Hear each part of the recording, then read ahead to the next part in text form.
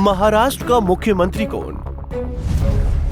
8 दिन बाद भी सियासत मौन। एमवीए से उद्धव बनेंगे बेगाना। एकनाथ शिंदे अपने गांव रवाना। अजित के साथ सरकार बनाएगी बीजेपी। एमवीए को ठुकराकर उद्धव को भाएगी महायुति। महाराष्ट्र का मुख्यमंत्री कौन होगा, इसको लेकर अभी सस्पेंस बरकरार है। देश की राजधानी नई दिल्ली में बीते गुरुवार की रात केंद्रीय गृह मंत्री अमित शाह के साथ महायुति के तीनों नेताओं की बैठक के बाद भी महाराष्ट्र के मुख्यमंत्री पद को लेकर कोई ऐलान नहीं किया गया। हालांकि अभी तक सरकार गठन को लेकर कोई प्रक्रिया आगे नहीं बढ़ी है। केंद्रीय गृह मंत्री अमित शाह ने अपने आवास पर देवेंद्र फडणवीस, अजित पवार और एकनाथ शिंदे के साथ बैठक की। एकनाथ शिंदे ने अमित शाह के साथ हुई बैठक को अच्छी और सकारात्मक बताया था। उन्होंने कहा था कि मुंबई में महायुति की एक और बैठक होगी, लेकिन अब ये बैठक नहीं होगी। इन कयासों को बड़ा ही पुख्ताई के साथ देखा जा रहा है कि मुख्यमंत्री तो बीजेपी का ही होगा, जबकि एक डेप्यूटी सीएम अजित पवार होंगे। लेकिन दूसरा डेप्यूटी सीएम कौन होगा, ये गंभीर सवाल है, क्योंकि महायुति के खेमे वाली शिवसेना के चीफ और राज्य के केयर टेकर मुख्यमंत्री एकनाथ शिंदे अपने घर के लिए रवाना हो गए हैं। तो क्या दूसरा डेप्यूटी सीएम उद्धव ठाकरे होने वाले हैं? चौंक गए ना? जी हाँ, हम ठीक कह रहे हैं। अब कयास लगाए जा रहे हैं कि बीते महाराष्ट्र विधानसभा चुनाव में महाविकास अघाड़ी के अच्छा प्रदर्शन न करने की वजह से उद्धव ठाकरे वाली शिवसेना एमवीए से अलग हो सकती है, क्योंकि शिवसेना यूबीटी के कुछ लीडर्स में एमवीए अलायंस को लेकर काफी विरोधाभास नजर आ रहे हैं। अब वो आगे की राजनीतिक डगर पर अकेला चलना चाहते हैं।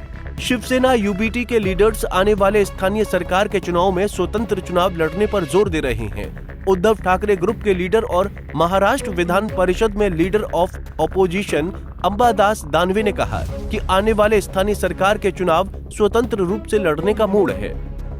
शिवसेना यूबीटी की तरफ से आए ऐसे बयानों के बाद से ही राजनीतिक हलकों में ये गंभीर चर्चा का माहौल बना हुआ है कि शिवसेना यूबीटी विपक्ष के एमवीए का साथ छोड़कर सत्ता पक्ष के महायुति का हिस्सा बन सकती है।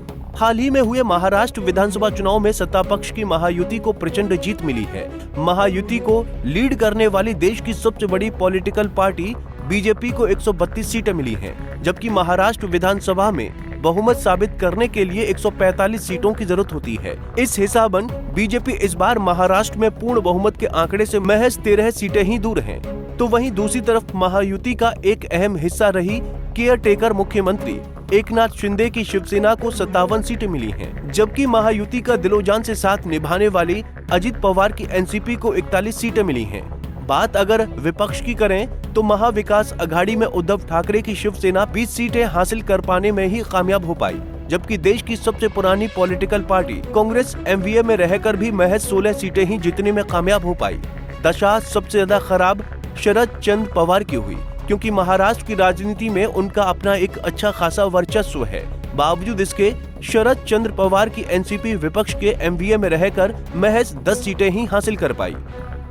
सीटों के आंकड़ों की बाजीगरी का मामला एक तरफ है, सवाल सबसे बड़ा यही है कि महाराष्ट्र में कब सरकार बन रही है और कौन बना रहा है। इन सवालों पर राजनीतिक मठाधीशों का मानना है कि जिस तरह से एकनाथ शिंदे रूठे रूठे नजर आ रहे हैं, सब कुछ छोड़कर अपने घर रवाना हो गए हैं। ऐसे में बीजेपी महायुति के अंदर ही रहकर सिर्फ अजित पवार की 41 सीटों का समर्थन हासिल कर सरकार का गठन कर सकती है, और किसी भी कारणवश अगर ऐसा नहीं होता है तो बीजेपी उद्धव ठाकरे की शिवसेना की 20 सीटों को साथ लाकर महाराष्ट्र सरकार का गठन कर सकती है। राजनीतिक मठाधीशों का मानना है कि सरकार का हिस्सा बनने के लिए उद्धव ठाकरे एक पल में राजी हो जाएंगे, क्योंकि खराब नतीजों के बाद से उद्धव ठाकरे पर महाविकास अघाड़ी यानी विपक्ष के एमवीए को छोड़ने का दबाव बढ़ गया है। राजनीतिक हलकों में चर्चा है कि उद्धव ठाकरे के सामने अब सबसे बड़ी चुनौती ये है कि वो अपनी सियासी जमीन कैसे बचाएं। शायद इसलिए भी उद्धव ठाकरे एक बार फिर विपक्ष से निकलकर सत्ता पक्ष का हिस्सा बन सकते हैं, और इसका उन्हें आने वाले वक्त में फायदा भी मिल सकता है, क्योंकि नई सरकार की ताजपोशी के बाद महाराष्ट्र की 45 स्थानीय निकायों के चुनाव होने की प्रक्रिया शुरू हो जाएगी। Bureau report, Punjab Kesari TV. हमसे जुड़े रहने के लिए हमारे YouTube चैनल को सब्सक्राइब करें और नई वीडियो की नोटिफिकेशन के लिए बेल आइकॉन को दबाएं।